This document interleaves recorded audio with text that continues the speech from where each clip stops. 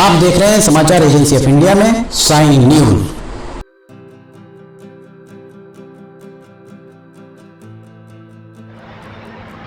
नमस्कार दोस्तों, समाचार एजेंसी ऑफ इंडिया की साइन न्यूज में एक बार फिर आपका स्वागत है।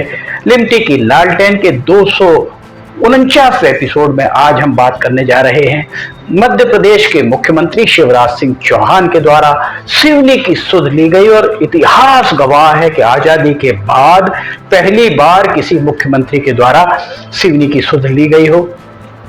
तीन विभाग के मंत्री, निगम अध्यक्ष, तीन निगम अध्यक्ष एक साथ रहा करते थे, तब भी किसी भी मुख्यमंत्री ने सिवनी की सुध नहीं ली। सिवनी में अचानक, मंत्री विहीन सिवनी में अचानक ये सब हो गया।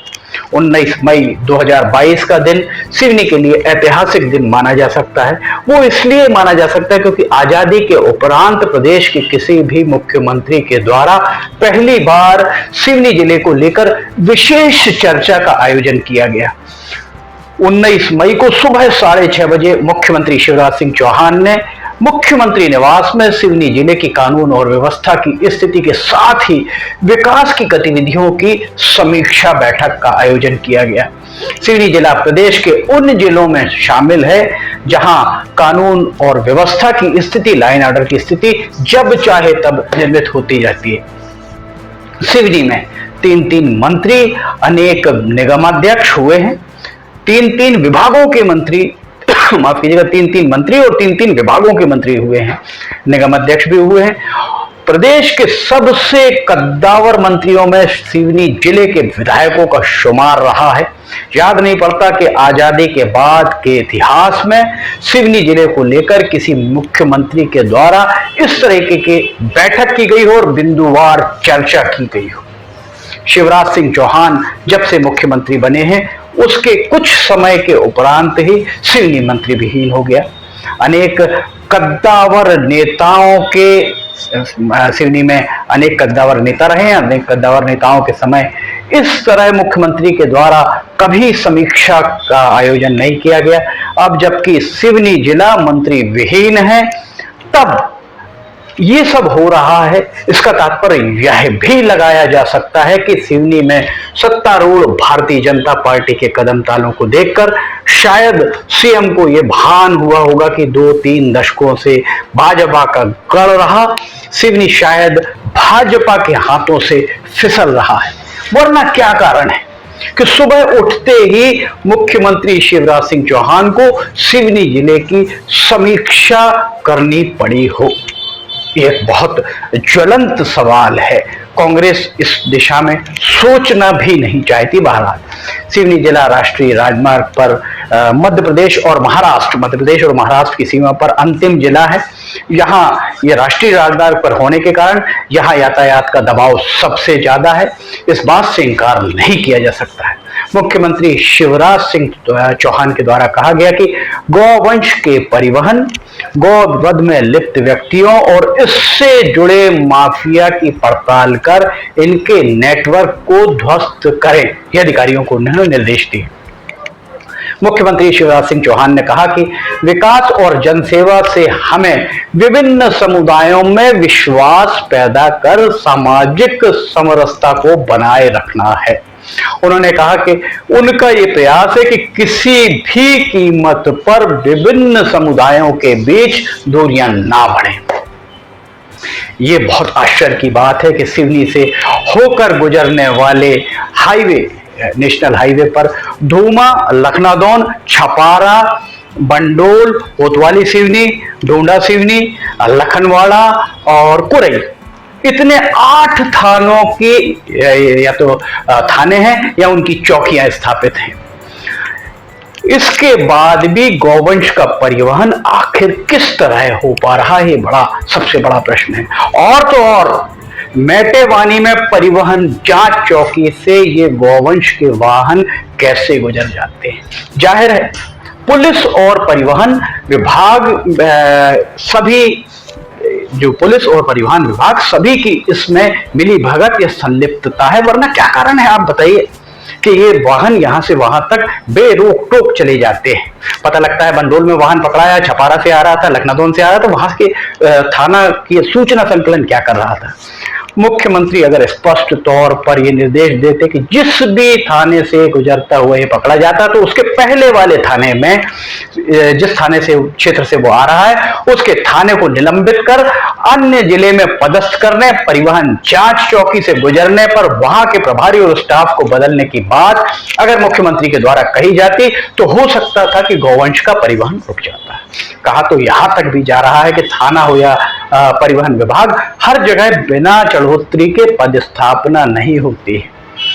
फिर इस तरीके के निर्देश देने का आखिर औचित्य क्या है जिस पर अमल ही ना हो सके। इस तरीके के निर्देश पहले भी कई बार जारी हो चुके और ऐसे निर्देश जारी क्यों करने चाहिए तो पुलिस और परिवहन विभाग की ड्यूटी में शामिल है। मुख्यमंत्री शिवराज सिंह चौहान ने दबंगों और माफियाओं के द्वारा अतिक्रमण करने पर भी सख्ती करने की बात कही। वास्तविकता यह है कि 2019 में तत्कालीन जिलाधिकारी प्रवीण सिंह अड़ायच के द्वारा अतिक्रमण विरोधी अभियान चलाया गया था, उनके द्वारा छेड़ा गया था। नवंबर और दिसंबर 2 चरणों में ये चलाया गया था। 2019 में उनके द्वारा बड़े भूखंडों को अतिक्रमण मुक्त कराया गया था, सड़कों को अतिक्रमण मुक्त कराया गया था। उनके तबादले के बाद शहर में एक बार फिर अपने आप नागरिक जो है अपने आप को ठगा सा महसूस कर रहे हैं। इसलिए कर रहे हैं क्योंकि जिला मुख्यालय में एक बार अतिक्रमण फिर बहुत तेजी से हो रहा है और जिस तेजी से अतिक्रमण हो रहा है वो पहले की तुलना में बहुत ज्यादा प्रतीत हो रहा है। बस स्टैंड को ही आप ले लीजिए, बस स्टैंड पे जिस तरीके का अतिक्रमण हो रहा है किसी से छिपा नहीं है। मुख्यमंत्री शिवराज सिंह चौहान ने पेयजल की स्थिति पर जानकारी जिलाधिकारी से चाहिए। जिला कलेक्टर के द्वारा मुख्यमंत्री को बताया गया कि जिले में 929 जलावर्धन योजनाएं संचालित हैं, जिसमें से 61 कुओं पर आधारित हैं जिनसे जलापूर्ति के लिए वैकल्पिक व्यवस्था की गई है। मुख्यमंत्री ने अधिकारियों को पेयजल आपूर्ति के लिए सतत समीक्षा के निर्देश दिए हैं। यहां एक बात पर शायद चर्चा नहीं हो पाई, वो है सिवनी की नवीन जलावर्धन योजना। नवीन जलावर्धन योजना पर चर्चा होनी थी क्योंकि सबसे ज्यादा दुखी लोग नवीन जलावर्धन योजना से हैं। सिवनी की भीमगढ़ जलावर्धन योजना 90 के दशक में 2024 की आबादी का अनुमान लगाकर दोनों समय सुबह और शाम पानी देने के हिसाब से इसे बनाया गया था। विडंबना ही कही जाएगी कि इस योजना से महीने भर में 30 दिन किसी भी माह पानी नहीं मिल पाया है। इस योजना का कार्यकाल 10 साल बचा हुआ था, तभी नवीन जलावर्धन योजना का ताना बाना बुन दिया गया। नवीन जलावर्धन योजना में भी अनेक कमाल ही कमाल दिखते हैं। बहुत सारे कमाल इसमें किए गए हैं, बहुत सारे जादू इसमें किए गए हैं, ऐसा कहा जाए तो अतिशयोक्ति नहीं होगी। नवीन जलावर्धन योजना मूलतः 48 करोड़ रुपए की थी, जिसे नगर पालिका परिषद की निविदा समिति के द्वारा यह कहकर खारिज कर दिया गया था कि ये आसपास के जिलों की जलावर्धन योजना जो आसपास के जिलों में चल रही है उससे बहुत ज्यादा दर पर ठेकेदार द्वारा ली जा रही है। मजा तो देखिए, 48 करोड़ की जो जलावर्धन योजना थी, जिसकी निविदा 48 करोड़ की थी, उस योजना को राज्य निविदा समिति के द्वारा ठेकेदार ने 48 करोड़ कोट किया था। राज्य निविदा समिति के द्वारा इसे 62 करोड़ 55 लाख का कर दिया गया। बताते हैं कि 62 करोड़ 55 लाख रुपए की जब योजना हुई तो ये पता चला इस योजना में भीमगढ़ जलावर्धन योजना का संधारण रख रखाव का कार्य भी जोड़ दिया गया है, जो निविदा में शामिल ही नहीं था। कितने चमत्कार हुए। इस योजना में पाइप किस तरह डाले गए, ये बात किसी से छिपी नहीं है। ठेकेदार से इस योजना को गुपचुप तरीके से 2019 में ठेकेदार ने अपने स्वामित्व में ले लिया था। ठेकेदार को शायद 3-4 माह का समय ही बचा है, इसके बाद ठेकेदार टाटा बाय बाय कर कर निकल जाएगा। इसके बाद ठेकेदार की कोई जवाबदेही इस योजना के प्रति नहीं रह जाएगी। इस बारे में सत्ताधारी भाजपा, विपक्ष में बैठी कांग्रेस और अन्य दल सभी का मौन रहना शहरवासियों के लिए दुखदाई ही साबित हो रहा है। अनेकों जगहों पर नल कनेक्शन नहीं दिए गए हैं, कई स्थानों पर तो पाइपलाइन ही नहीं डाली गई है, तो नल कनेक्शन कहां से देंगे। कम से कम 300 से ज्यादा जगहों पर ठेकेदार के द्वारा वाल्व नहीं लगाए गए। दिन में कभी 12 बजे पानी आता है, कभी 2 बजे पानी आता है, कभी 4 बजे तो कभी 6 बजे। अब आप ही बताइए कि पानी की आपूर्ति दिन में अगर इस समय हो रही है तो नौकरी पेशा या व्यापार करने वाला क्या दिन भर घर पर बैठकर नल का इंतजार करेगा। यह बात अगर मुख्यमंत्री के संज्ञान में जिलाधिकारी डॉक्टर राहुल हरिदास पटिंग के द्वारा लाई जाती तो उनके द्वारा, मुख्यमंत्री के द्वारा ठेकेदार की मशकें कसी जा सकती थी। दुर्भाग्य कहा जाएगा कि ऐसा हुआ नहीं। मुख्यमंत्री के द्वारा सिवनी में जो सिवनी की समीक्षा की गई उस दौरान कही गई दीगर बातों का विश्लेषण हम अगले एपिसोड में जरूर करेंगे।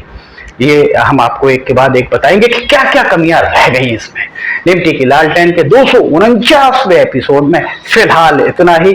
समाचार एजेंसी ऑफ इंडिया की साई न्यूज में लिमटी की लालटेन रोजाना सुबह दोपहर 2 बजे और शनिवार एवं रविवार को सुबह 7 बजे प्रसारित होती है।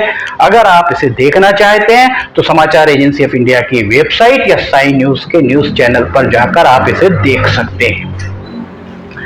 अगर आपको समाचार एजेंसी ऑफ इंडिया की साई न्यूज में लिमटी की लालटेन, ऑडियो बुलेटिन्स, मौसम के अपडेट, दीगर वीडियोस अगर पसंद आ रहे हो तो आप इन्हें लाइक, सब्सक्राइब और शेयर जरूर कीजिएगा।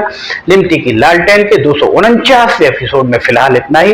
लिमटी की लालटेन का 250वां एपिसोड लेकर हम जल्द हाजिर होंगे। तब तक के लिए आपसे इजाजत लेना चाहेंगे। जय हिंद।